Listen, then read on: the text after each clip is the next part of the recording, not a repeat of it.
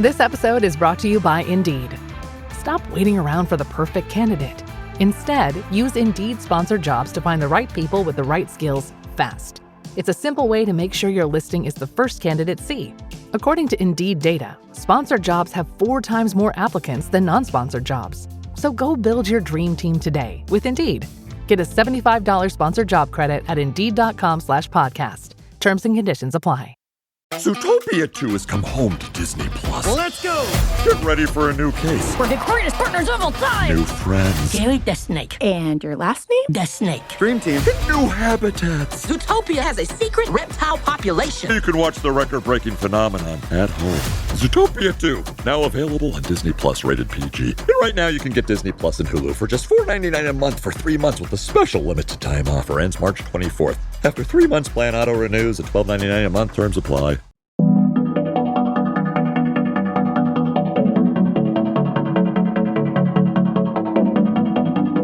Welcome back to Supernatural Japan, the podcast where we explore the dark folklore, haunted history, and urban legends of Japan.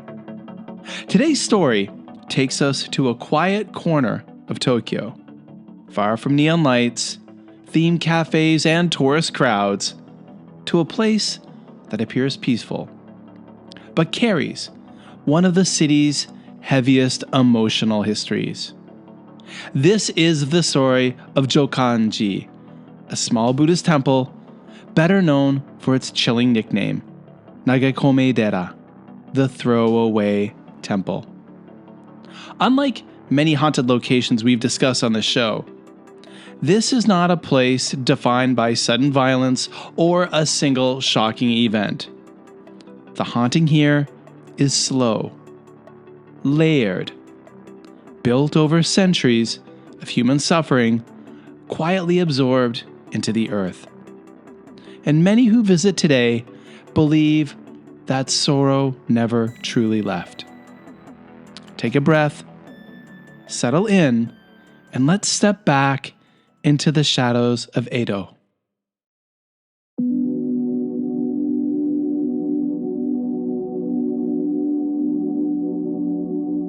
Jōkan-ji sits in the Minami Senju area of Arakawa Ward in northeastern Tokyo, just a short walk from Minami Senju Station.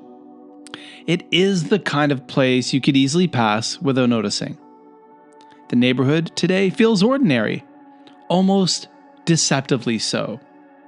Low-rise apartment buildings line the streets, bicycles rest against fences, convenience stores glow softly at night. But the moment you step through the temple gate, something changes. The temple grounds are modest and quiet. Weathered wooden buildings stand with little ornamentation. Narrow stone paths weave through tightly packed gravestones, many softened by moss and time. There are no large tour groups here, no bright signage, just stillness and memory. At the heart of the grounds rises the Shin Yoshiwara Soreto, or solemn stone memorial dedicated to thousands of women who were buried here without names. Visitors often report the same feeling, even in broad daylight. A heaviness in the chest, a strange quiet in the ears, an unexpected wave of sadness. To understand why Jōkan-ji carries such emotional weight, we need to travel back to Edo, the city that would eventually become modern Tokyo. In the 18th century, Edo was one of the largest cities in the world, home to more than 1 million people. It was vibrant, chaotic, and constantly alive with motion. But beneath the energy was fragility. Most buildings were made of wood and paper. Fires were common. They were so common, they were nicknamed the flowers of Edo. Disease spread easily through the crowded districts. Flooding from the nearby Sumida River regularly devastated poorer neighborhoods. And like many great cities throughout history, Edo's prosperity rested on a sharp social divide. Samurai and wealthy merchants lived relatively comfortable lives. But on the margins, especially in areas like Minami Sanju, lived laborers, dock workers, the sick, the elderly, and the forgotten.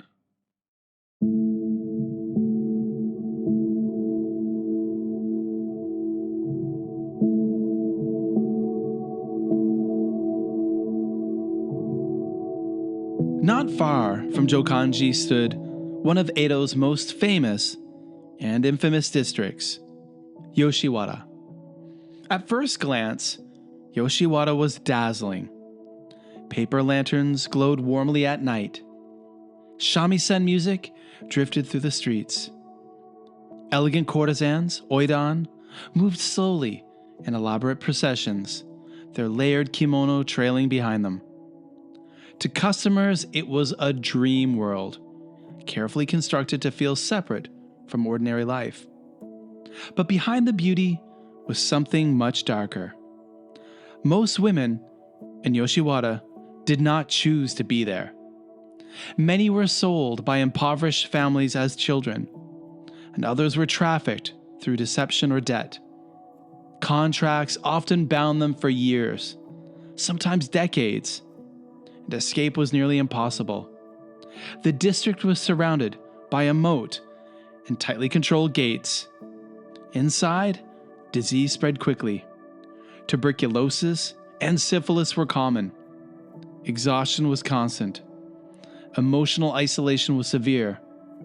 For many women, Yoshiwara was not a career. It was a slow, inevitable decline.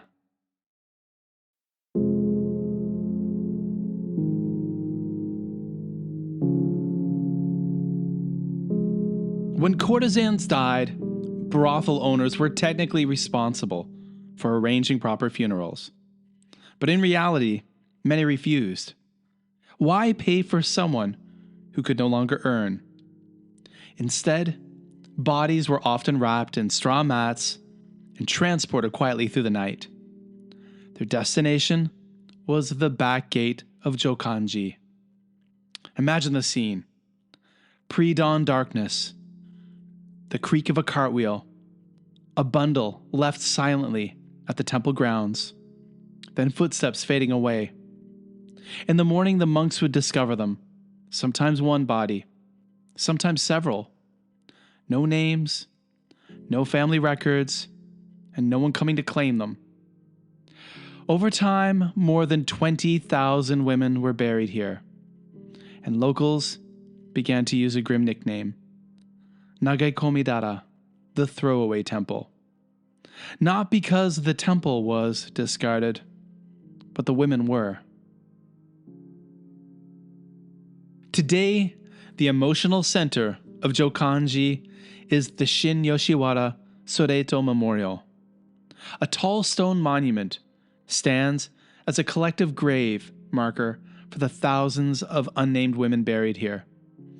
And visitors frequently leave fresh flowers, burning incense, small coins, and handwritten notes. Many of the notes contain apologies. Apologies from modern visitors to women who were denied dignity in life. Some people report that this area of the temple feels noticeably different from the rest of the grounds. Sounds seem muted. Footsteps seem loud. Conversations naturally drop to whispers. In Japanese spiritual thought, places saturated with strong human emotion, especially grief, can retain the energy long after the original events have passed. Which brings us to the stories. But first, we're going to have a little break. The most commonly reported phenomenon at Jōkan-ji is sound. Late at night, some visitors and nearby residents claim to hear the soft sobbing drifting through the cemetery. Not loud wailing, quiet crying. The kind someone makes when they are trying not to be heard. And witnesses often describe the same unsettling detail. The crying doesn't seem to come from one fixed location. Instead, it feels as if it moves, slowly, from one area of the cemetery to another, as if someone unseen is walking. A few visitors have reported that the sounds seem to follow them toward the exit gate, stopping only when they left the temple grounds. Another frequently shared story involves apparitions. Visitors, especially during dusk or on overcast days, have reported glimpsing female figures standing between the gravestones. They are usually described in similar ways: long dark hair, pale or indistinct faces, old-fashioned kimono, standing very still. In most accounts, the witnesses only see the figure for a moment, often in peripheral vision. When they look directly, the figure is gone. And some who report these encounters also describe sudden physical reactions: chills despite warm weather, sudden dizziness, overwhelming sadness, the unexplained urge to cry. Now, skeptics suggest it's just the atmosphere. Believers say something else entirely. It's tax season, and at LifeLock, we know you're tired of numbers. But here's a big one you need to hear. Billions.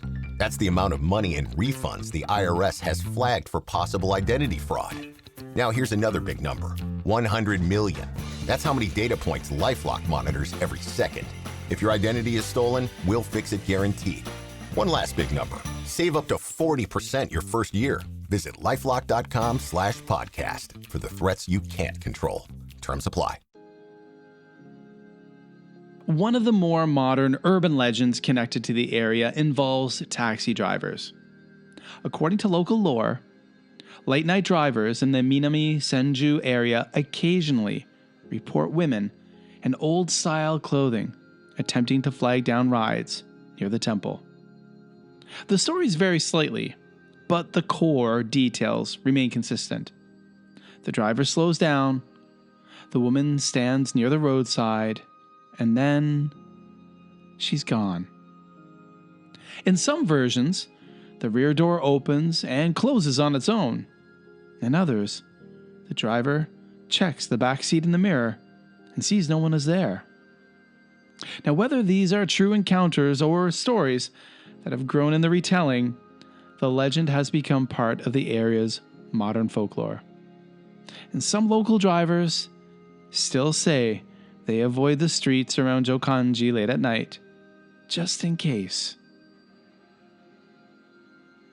What makes Jōkan-ji particularly powerful is that its haunting, real or perceived, is deeply human.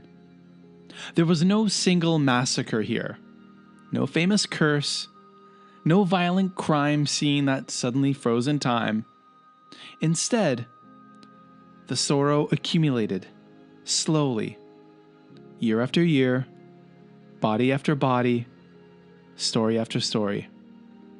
Thousands of lives lived in hardship, thousands of deaths handled with indifference. If places can absorb emotional residue, as many spiritual traditions in Japan suggest, then Jōkan-ji had centuries to do exactly that. Jōkan-ji is not the most famous haunted site in Tokyo. It doesn't rely on jump scares or shocking legends. Its power is quieter, heavier, and more human. Because the story at the heart of the Nagekomi-dera is not really about ghosts. It's about what happens when a society decides certain people are disposable. In the world of supernatural Japan, Jōkan-ji stands as one of Tokyo's most emotionally haunting locations. A place where history, grief, and memory still seem to linger in the air. And if you ever find yourself walking the quiet streets of Minami Senju, and you hear something That sounds like soft crying behind you. You might not be alone. Thanks for listening to Supernatural Japan. If you enjoyed this episode, be sure to follow the show on Apple Podcasts, Spotify, wherever else you listen to podcasts. And if you'd like to help our show grow, please leave a review, a comment, and a rating. Wherever you listen to us, it really does make a difference. Now make sure to follow us on social media, especially Instagram, to see photos of all the things I talked about this evening. And you can now visit supernaturaljapan.com to see all of our social media links, our blog, some spooky writings, and a lot more news about the podcast. Now, there's a contact form on the bottom of supernaturaljapan.com where you can get in touch with me. Or you can shoot me an email at supernaturaljapan@gmail.com. I would love to hear from you. Please share your supernatural and weird stories with me. Or just drop me a note and say hello. I love to meet listeners. Now, premium memberships are now available with loads of exclusive content on Patreon. And if you love Supernatural Japan, you're really going to love this. There are 3 tiers that will bring you the Japan Ghost Stories podcast and the Spicy Wasabi podcast. And lots of great video content and video versions of the podcast that you can only see and listen to on Patreon. The link is in the show notes or on our new website, supernaturaljapan.com. You can also buy me a coffee as a one-time support option for the podcast. That link is also in the show notes. And that's it for this episode of Supernatural Japan. I'm your host, Kevin O'Shea, and I really want to thank all of you for taking the time to listen.